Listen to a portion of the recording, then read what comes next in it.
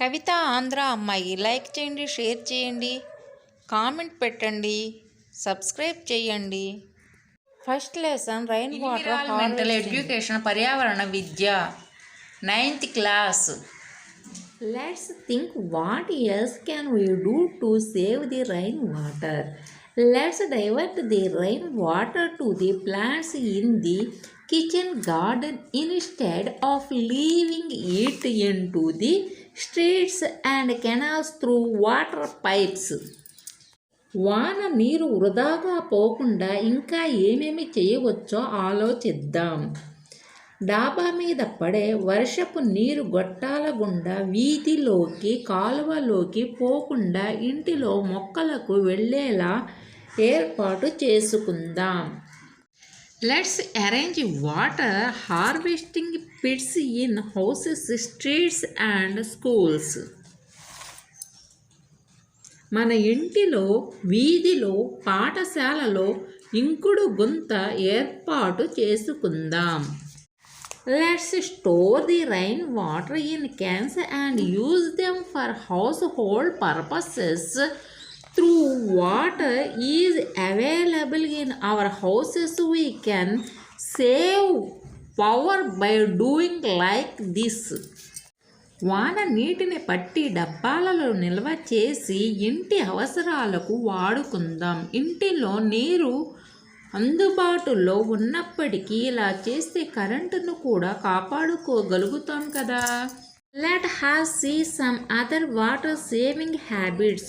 Do not touch glass tumbler to your mouth while drinking water. If not, another glass of water is required to wash the glass tumbler. నీరు తాగేటప్పుడు గ్లాసును ఎత్తిపెట్టి తాగే అలవాటు చేసుకుందాం. దీనివల్ల glass కడగడానికి మరొక glass నీటిని వృధా చేయవలసిన అవసరం ఉండదు. Wash your hands and legs at a plant or tree. That water is useful to the plant. కాళ్ళు చేతులు కడుక్కునేటప్పుడు మొక్కల పొదలలో కడుక్కుంటే నీరు మొక్కలకు ఉపయోగపడుతుంది. If we wash our clothes by using mild soaps, that water might be useful for kitchen garden. Keep used water in a basket for some time to settle down soap particles. This water may be useful in toilets. తక్కువ గాఢత గల సబ్బును వాడి బట్టలు ఉతికితే ఆ నీటిని మొక్కలకు పెట్టవచ్చు. ఏ రకమైన సబ్బు ఉపయోగించినప్పటికీ ఆ నీటిని కొంతసేపు బకెట్లో ఉంచితే తేరుకుంటాయి. వాటిని టాయిలెట్లకు వాడుకోవచ్చు. Water from bathrooms also useful for kitchen garden.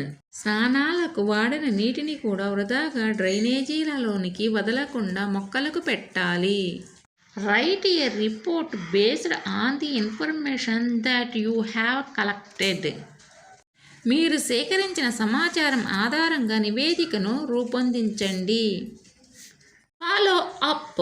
First one, based on your comparative study of different rainwater harvesting methods, recommended the most suitable method for your area.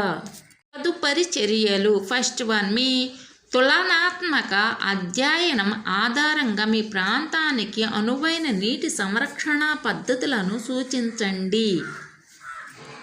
Second one, advocate the practice of rain water harvesting in your school, home, locality.